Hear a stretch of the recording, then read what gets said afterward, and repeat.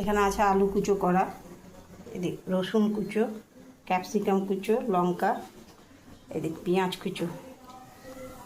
এখানে তেলের মধ্যে জিরে দিয়ে দিয়েছে। এইদিকে চাউমিনটা সেদ্ধ হতে দেবে। লবণ দিল, চাউমিনের জলটা ফুটে গেছে, ওটা চাউমিনটা সেদ্ধ হতে দিল। এটা হালকা সেদ্ধ হবে, দিয়ে জলটাকে ঝেড়ে নিতে হবে। এটা ছাকনার মধ্যে জলটা ঝেড়ে নিতে হবে। এর মধ্যে একটু তেল দিতে হবে, তেল দিলে চাউমিনগুলো লেগে যায় না। এর মধ্যে রসুনটা দিয়ে দিল আর কাঁচা লঙ্কাটা দিয়ে দিল। এবার রসুনটা ভালো করে ভাজা হবে। রসুন ভাজা হলে সেন্টটা ভালো ওঠে। আলু ভাজা, রসুন ভাজা আর কাঁচা লঙ্কা একসাথে সব ভাজা হয়ে গেল। তারপর পেঁয়াজটা দেবো। হাফ সেদ্ধ হয়ে গেছে চাউমিনটা, ছাকনাতে ছেঁকে নিল জলটা। এর মধ্যে একটু ঠান্ডা জল দিয়ে দিল। ঠান্ডা জল দিয়ে দিলে ঝরঝরে হয়ে যায়। এবার জলটা ঝরতে দিতে হবে। এবার পেঁয়াজটা দিয়ে দিল তেলের মধ্যে। রসুনটা আলুটা ভালোভাবে ভাজা হয়ে গেছে, পেঁয়াজটা দিয়ে দিল। এবার পেঁয়াজটা ভালোভাবে ভাজা হবে।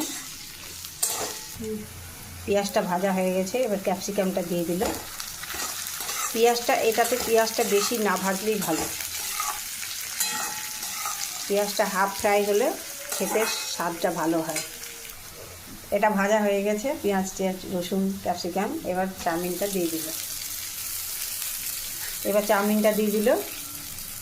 পেঁয়াজটা ভাজা হয়ে গেছে, এর মধ্যে রসুন, পেঁয়াজ, ক্যাপসিকাম, লঙ্কা কুচো সব একসাথে দিয়ে ভালো করে সুন্দর করে, আলু কুচো ছিল সব ভাজা হয়ে, তারপর ক্যাপসিকামটা দিয়ে দিল। এবার এর মধ্যে মশলা দিল।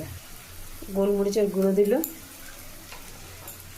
গোলমরিচের গুঁড়ো দিয়ে দিয়েছে নিজের এটা আন্দাজ মতো।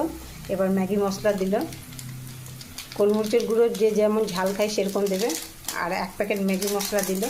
এবার দিচ্ছে বিট লবণ, এটাও আন্দাজ করে যে যেমন খাও। আর প্রথমে একটু আলু ভাজাতে লবণ দিয়েছিল, এটা না দেখলে অনেক জায়গাতে থাকে না। তো ভাজা মশলা দিয়ে দিল। এটা বাড়ির তৈরি ভাজা মশলা, জিরে, লঙ্কা, ধনে ভেজে গুঁড়ো করা আছে। এবার দিচ্ছে ভিনিগার, 1 চামচ, ছোটো চামচে 1 চামচ ভিনিগার। এবার দিয়ে দিচ্ছে টমেটো সস। এবার দেওয়া হবে সয়া সস।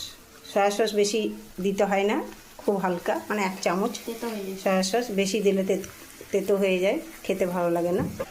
এর মধ্যে সব কিছু দেওয়া হয়ে গেছে। এবার এটাকে মিশিয়ে নেবে ভালো করে। ভালো করে ভাজছে।